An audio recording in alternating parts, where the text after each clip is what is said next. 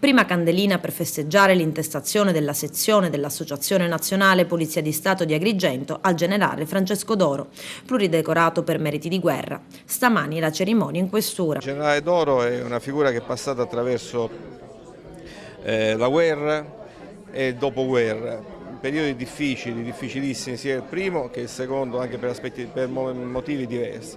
È uno che un ufficiale che ha servito lo Stato nella polizia, in questo caso, con alto senso del dovere, con senso dello Stato e della missione che lo Stato attribuisce ai suoi servitori.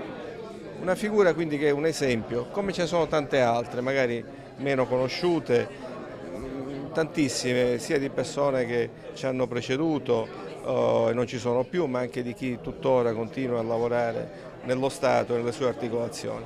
Una figura quindi che ha servito sempre con passione la collettività, ed è giusto ricordare queste figure, anche perché sono ad esempio a tutti noi che in questo momento lavoriamo per lo Stato, ci sono ad esempio per svolgere al meglio il nostro lavoro. Era un uomo molto distinto e ricordo una volta che mi disse, mentre passavo al corpo di guardia: vedi, oggi mi saluti, domani forse non mi ricorderai più, invece proprio io lo sto ricordando ogni anno per ora.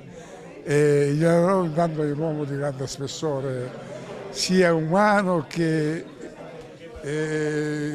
poliziesco, tutto quello che vogliamo dire. Ha saputo coniugare, come ho detto poco fa, i due periodi storici, ha saputo essere un grande poliziotto e un grande uomo di cultura. Un orgoglio per lo Stato, per la polizia e per i suoi familiari. Il ricordo di mio padre, che era una persona, direi non eccezionale, era una persona normale, che però quando c'era bisogno si ritrovava a fare magari cose eccezionali, e forse è quello che dobbiamo fare ognuno di noi nella nostra vita. Io credo che più che il pluridecorato è tutta una vita di piccoli passi in cui ognuno, facendo il proprio dovere, riesce a portare all'obiettivo la cosa. Questo è il pensiero che mi ricorda. Essere qui in questo ricordo ovviamente mi fa piacere, è un ricordo. Ecco. Mio zio Francesco Doro ha avuto una vita travagliata, perché i primi del Novecento la società non era quella di oggi, con agi, comodità.